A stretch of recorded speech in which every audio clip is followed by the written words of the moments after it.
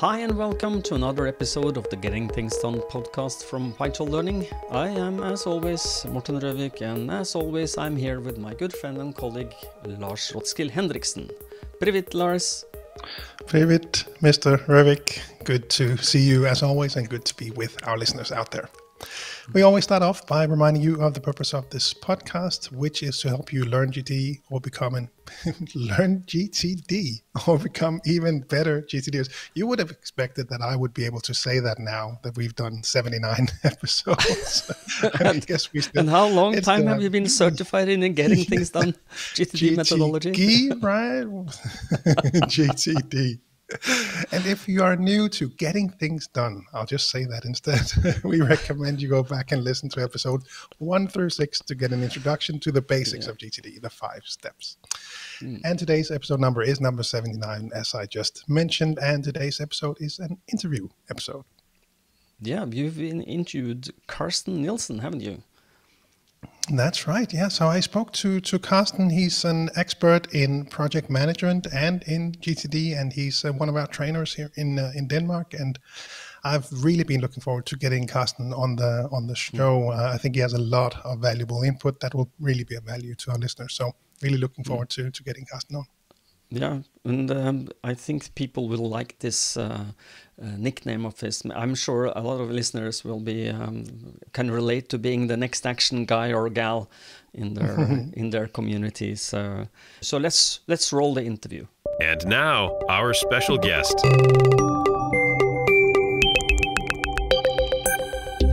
I'm happy to say welcome to Carsten Nielsen in the podcast. Welcome, Carsten. Thank you very much. Thank you for the invitation. I'm very happy to share my insights into how to work with GTD and also combining it with the fact that I'm a project manager on a daily basis. Yeah, exactly. I mean, we've known each other for several years. So Carsten is a GTD trainer for Vital Learning in Denmark, and he's also an independent project manager working with some of the biggest companies in Denmark. And the background for this interview came after your presentation at the GTD Summer Camp in 2022. You were one of the speakers there. It was really fun to hear your perspectives and how you had used GTD over years as a project manager, both for yourselves, but also for the various teams that you have worked with over the years. And I'm sure there are many GTDers out there that work on projects. So I'm excited to hear more about this from you, Carsten. So I gave my quick introduction to you. How would you describe yourself? Yeah, as you said, I'm an independent freelance project manager, primarily working on tech development projects, IT, but also hardware projects, electronics, and I've been doing that more or less freelance since 2000, so for 20 plus years now. And on the side of that, I'm also an external lecturer at Aarhus University, where I teach project management for PhD students and postdocs. And I'm also involved in different kinds of outdoor learning context as well, which is a bit funny maybe, but that's both a hobby for me, but definitely also a professional side gig. And as you mentioned, I'm a happy participant in the GTD setup in Denmark, where I also teach GTD courses and give GTD lectures. I'm a fresh trainee, you could say, or trainer, certified trainer, but been using GTD for myself and professionally since 2005. So more or less by accident, I stumbled across the David Allen book in Billund Airport on my way to a customer meeting in Swindon, England. Freshly assigned to a new IT project. I felt a little bit stressed, actually, and saw the headline, how to engage and be stress-free and productive in a crazy world. That was more or less the things that I was thinking about, and I saw the front cover of the book and said yes, and more or less went through the first couple of chapters on my way to England. So yeah, that was my fly into GTD, so to say. Yeah, exactly. No, and I think that the outdoor thing that you mentioned, obviously you're professionally involved in this, but there seems to be at least a pretty significant part of the GTDers that I come across, at least that do have this, that they are somehow drawn to the outdoors. And I don't know if there's a link to a mind like water and a presence thing and actually being in nature. I think there is perhaps a link there for some people at least. Yeah, I agree. I think some of the most deep reflections I've had in my life has been happening while I was outside, and often while being offsite several days in a row on solo trips in the mountains of Norway. That's been some of my, you could say, most deep reflection periods, and definitely had to keep a notebook around because all things came up that needed to be captured. Yes. Yeah, exactly. Well, somewhere buried deep in my someday maybe list is a way to combine a kind of GTD retreat, the practitioners workshop, whatever we'll call it, with some kind of nature event. So great to have you on board and perhaps assist with that I'll be at happy some point to in the do that, future. definitely. Yeah, no, it'll be cool. So if we could just start off with your own GTD practice and maybe nerd that a bit. What do you use for systems these days for list management and capturing things? Yeah, I try to keep it simple actually, but nevertheless I use OmniFocus as my primary list manager. I think that's what people want to know. What's your list manager? Yes, absolutely. But to Certainly be honest, our listeners. To be honest, I don't think it's that important. I've tried different kinds of tools throughout the years. Both because I'm curious, but also because I think it's my, I need to stay on top of what's happening in the tools side of GTD as well. I've been using Things on the Mac platform as well. Really like the aesthetics of that tool. But the primary tool for years on and on has been OmniFocus. And then, of course, pen and paper to capture things. I always carry a small notebook and a pen. Also, when I'm on hikes and sitting in my sea kayak, I have a small waterproof kind of notebook. The brand is Ride in the Rain, and there's a pen, Ride in the Rain pen, that also goes with that notebook that makes it possible to write things down, even if it's wet and windy. Yeah, so that's I think, and the calendar, of course, I primarily use the built-in Mac OS stuff and iOS stuff, and try to stick to that as much as possible. That also goes for reference material. I use Apple Notes. I use the simple flat file system in iCloud to store things that I need for reference later. I PDF stuff a lot, and then I file it into relevant folders, just as if you had a physical setup. But everything digital. It's very, very seldom that I handle a piece of paper, and that's due to the fact that I'm also very mobile. I'm engaged in many different customers and projects, so I'm on the road most of the time. So try to keep things as digital as possible. Not because I think it's the smartest way to do things, but simply out of necessity in my setup. Having physical stuff is simply not that practical. Yeah, exactly. No, and happy to hear that you're also using notes. I'm playing more and more around with that as my main note-taking tool, and I really like working with it. So good to hear that I'm not alone on that one. Been on the journey with Evernote as well, but checked out of Evernote. Too many features for my needs, to be honest. I'm good with Apple Notes, simple folders, and the opportunity to tag things. That works perfectly fine for me. Yeah, exactly. And maybe if we can just nerd a bit more with regards to your own GTD customizations, maybe you've used GTD for, I guess, 17 years. It would be. Wow. And I know, and I know that you've made at least a few customizations. And we always like to share tips like that in the podcast. And I remember at least we spoke about this at the summer camp, or maybe in some other settings with regards to maybe I think there was a daily checklist, and you also had customized the weekly review checklist with some items there.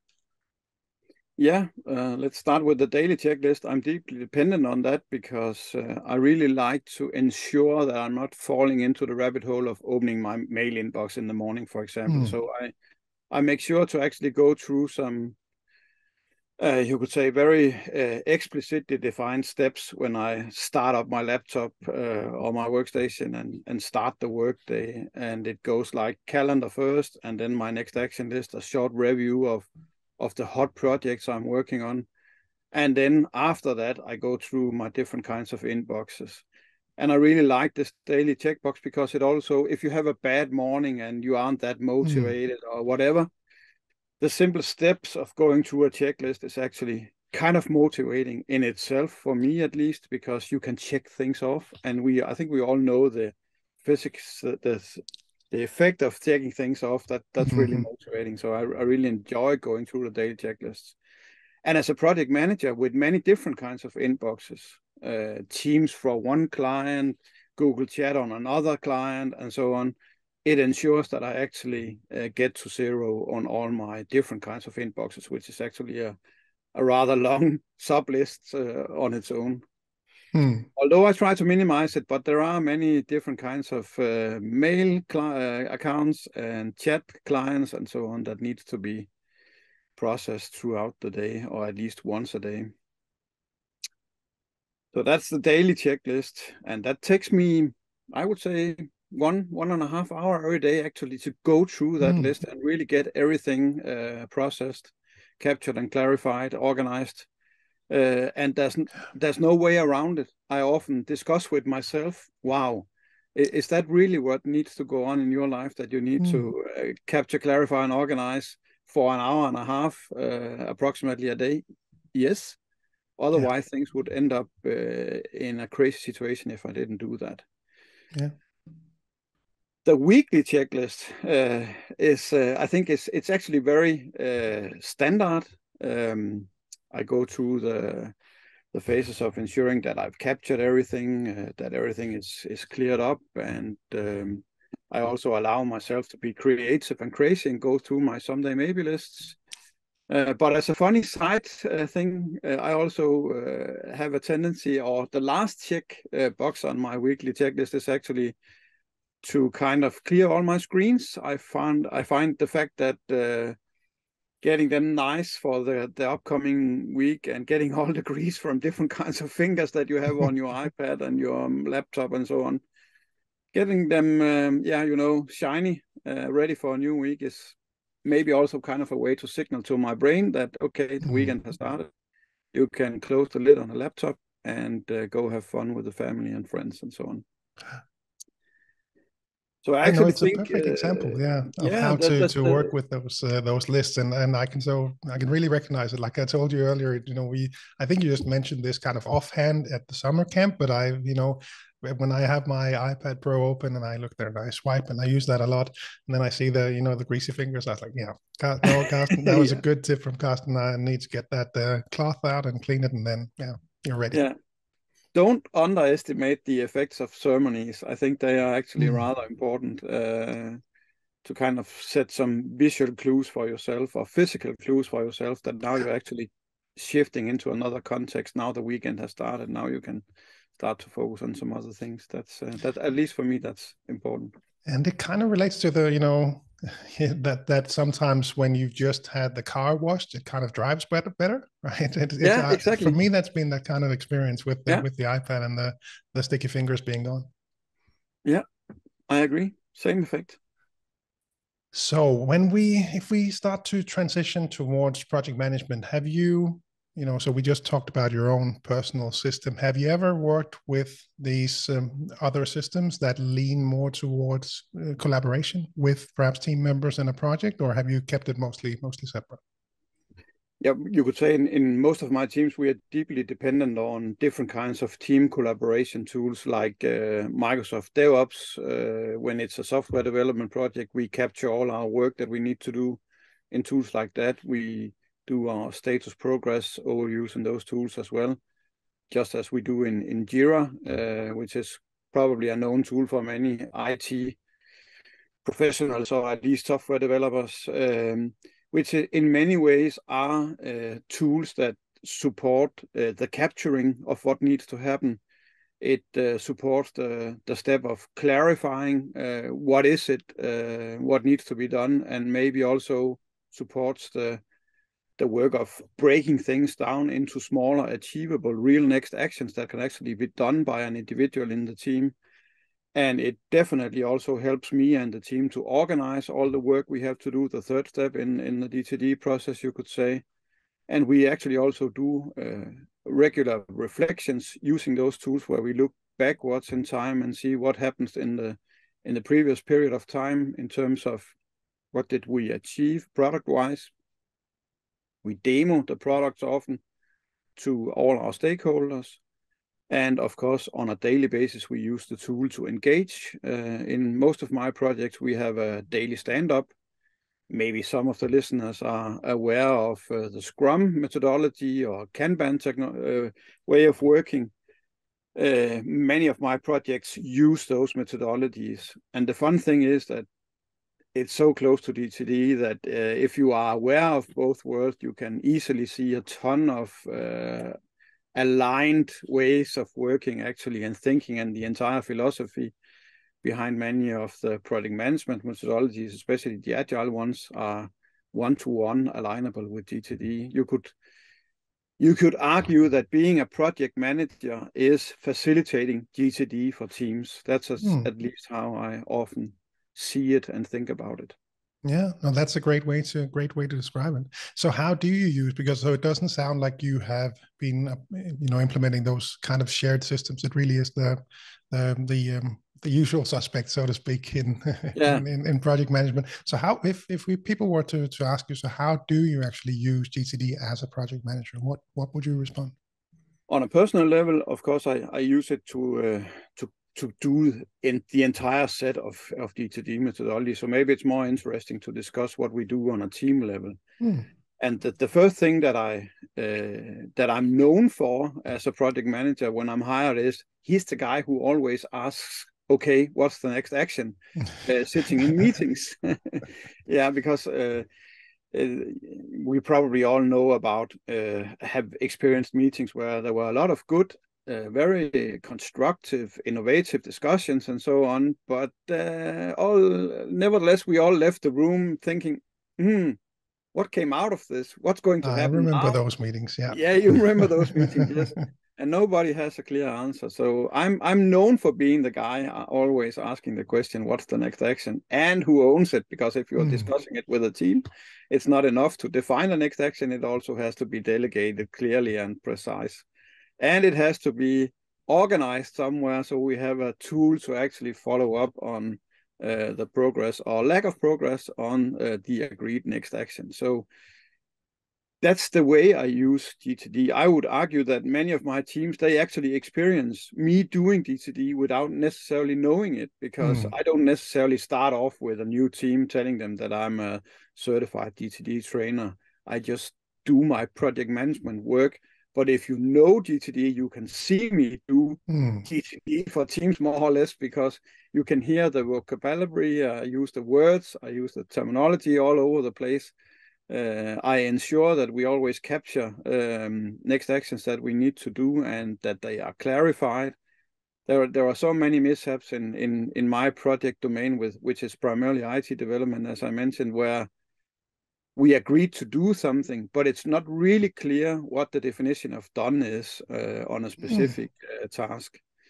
So being precise on the desired outcome on each of the, you could say, journeys we start up in GTD, we would call it projects. What's the desired outcome? And we have, of course, in team work, we have many sub-projects that has its own desired outcome that combined kind of fulfills an overall desired outcome on a program or on a larger project. Exactly, because that's what I've often mentioned, that when I think back to my previous life as also briefly as project manager, but also as a test manager on IT projects or sub project manager, I've always thought back, and the ideal scenario being that everyone were GTDers, so we would have a statics meeting, we would look at that big Microsoft project plan up on the big screen, we could zoom in on the current and upcoming deliverables, and then each participant could then take each of those deliverables and put that into their GTD systems, perhaps as project. Does that sound like something to strive for, or do you see it as sort of a better scenario or different maybe? Yeah, I don't think necessarily there's no silver bullet, to be honest. We often discuss at the university where I also teach project management. I'm involved in different kinds of research projects around which paradigm is best, an agile paradigm or a more plan-based paradigm as we used in the old days, where we try to set up an entire complete work breakdown structure for the next 2 years for, let's say, 50 people involved in a project. That was actually something we did. And we still do from time to time, because there are projects where you really need to get every single task that you can identify mapped out in terms of dependencies and how the network of tasks are interdependent and so on, to ensure that things happen in the right sequence and so on. That's classical project management, or what we typically call plan-based project management. And then many teams nowadays, they work more agile. They don't necessarily try to define what needs to happen in 6 months. They focus on the next 2 weeks or the next month or whatever, because they kind of accept the fact that the world is very dynamic. We don't necessarily understand everything we need to do in 6 months, but we can look ahead and ensure that we have at least a handful or two clear objectives for the next period of time, like we do in sprints and Scrum, for example, if you are aware of that terminology. But I don't see it as either or. I actually think it's a big mistake to think that every project can be done agile. There are still project types. Building a big bridge, for example, let's say what we can do in the next 2 weeks, that's probably not enough, because there are a lot of long-term planning that needs to happen to build a bridge. Nevertheless, if we turn it towards GTD again, it always comes down to sub-projects with next actions associated to them. So there are so many things that you can align between the two worlds. It's more or less a matter of scale, actually. Yeah. Yeah, exactly. So I'm just circling back to the being the next action asking guy. How do people respond to that? Because I will sometimes talk to clients and I'll say, yeah, so good meeting would have a nice clear purpose, a nice clear agenda. You leave the meeting with what are the next actions, who's got them, perhaps are there any deadlines that we need to be aware of? How do people react in your experience? Because I can imagine some GTDers out there knowing that this would significantly increase the effectiveness of the meetings, but might be concerned at how people respond. What's your experience? Yeah, they often think that it's a good idea, actually, and I kind of see it in that way. I'm often asked to facilitate meetings that are in projects where I'm not directly involved, and I guess that's because they like the fact that I'm the guy who ensures that we leave the room with clearly defined, captured, and clarified next actions that are delegable or maybe even delegated upfront. And it is in some projects, it's just a matter of keeping a simple spreadsheet that you share with a list of next actions, with the dates you agreed, if there are any due dates on stuff, and that you can consult when you have the next meeting to ensure that everything is progressing as anticipated. It doesn't have to be a big fancy Gantt diagram always. This diagram type where you network the interdependencies between all the subtasks in a big project. It's often enough just to ensure that you ask the question: what is the next action? What does it mean to us? Who can actually run with this task and get it done? And what is the done criteria for the given subtask that you have identified? In a spreadsheet, and off you go, or in Jira or whatever tool you use. Yeah, exactly. No, I'm glad to hear that, because I'm reminded now that you mentioned it. I was working on a payroll and personnel system in SAP at one point in time, and we had that exact approach, that we just listed all the items that we wanted to go through. We checked it on the weekly meetings. We assigned people. So yeah, it sounds like we did something right back in 2015, I guess 2014.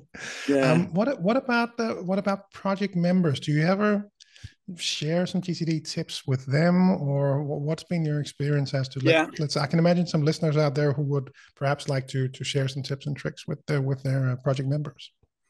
Yeah, definitely, because it often happens that a team member or some kind of a colleague approaches me and asks, "What is it actually that you are doing?" Because they they've got a kind of a feeling that things are under control when I'm running a project. I don't wanna brag or sound, but that's the fact. I'm a good bookkeeper when it comes to what needs to be done actually. So they ask for tips and tricks to how to keep things under control and to stay calm when we have a crisis situation, which often happens in IT projects. Suddenly an important IT system is not up and running and it has to be handled in a hurry. I also use GTD for that, actually. Capture, clarify, organize, getting it on lists, ensure that everybody knows what to do. It's not that. It's not a magic trick, actually. It's just common sense. But having an algorithm to fall back on when you are nervous, stressed, and the team is running around like headless chicks is actually very, very valuable. And it can be seen on you that you are that calmness kind of also motivates the team to stick around, also find that calmness, and they often ask, okay, what is it that you're doing? And I often just present this fact, get it down on paper, capture it on our list, get it clarified at the next meeting, and so on. So it's and from time to time I also hand out a book or send a link or say watch this YouTube video, or and of course now I can also say join one of our courses. Exactly. No, and that leads me nicely also to, because I was curious to hear your, what value you think GTD has given you as a project manager, because at least if I think back over the years as an IT consultant, I saw quite a few burnouts on the project management level, also in different responsibilities and projects, but certainly on a project management level. I'm guessing you have too. Do you think GTD has helped in this area or in any other way? Absolutely. I would say that one of the sayings from David Allen himself that I'm very inspired by is that I think he said in one podcast or whatever that I'm just a lazy guy, and of course he was making fun, but also being serious, because it is a matter of ensuring that you are not overloading your plate. And GTD definitely has helped me throughout the years not to do that. That I always have an inventory of what I'm involved in, both privately and professionally, and also on a personal, spiritual level, that I keep and safe keep space for solo hikes in the mountains of Norway, for example. That's GTD. That I fulfilled a childhood dream of gaining a pilot certificate. That's also due to GTD, because it started as a someday maybe. And as I've seen it at my weekly reviews for months and months, I said, okay, let's get the money gathered together and clear the space in the calendars to make this happen. And I gained a private pilot certificate, and flew for many years and had a lot of fun with that.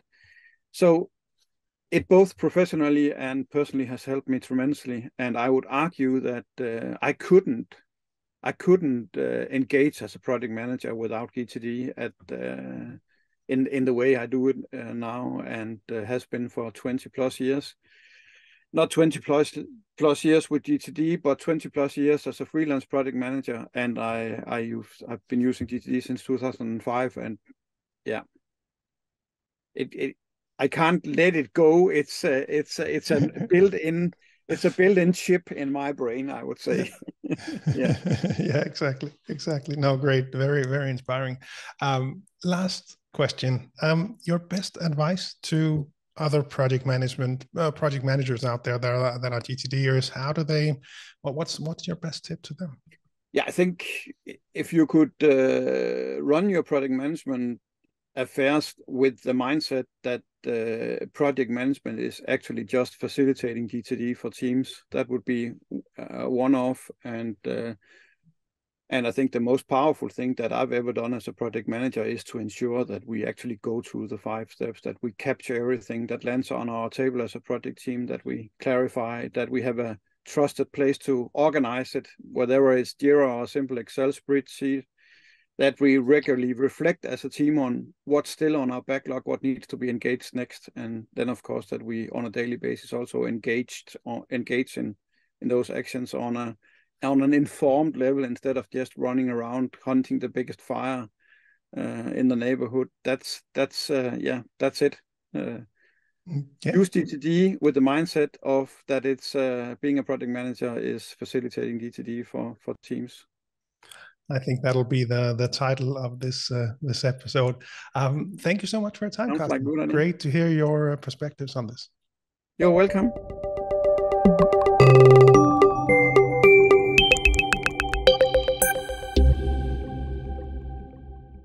Yep, Lars, that was a great interview with Carsten, and I hope that you as a listener enjoyed it as well. What is your key takeaways, Lars, that you want to focus on for emphasis here? Well, for me, it was just, fun to, in my previous life as an IT consultant and also working as a project manager, it was fun to hear some of the perspectives from that world. And of course, with Carsten's great knowledge on both project management and GTD, getting his thoughts out there is something I really was looking forward to. We don't know what our listeners do. They might be doing many different things. I imagine they do, but I have a pretty good idea that several are on project teams or perhaps even project managers. So hopefully this was very helpful input for them to reflect on their own GTD practice and how they may apply that in their work with projects. Yeah, indeed. So, Lars, will you take us out?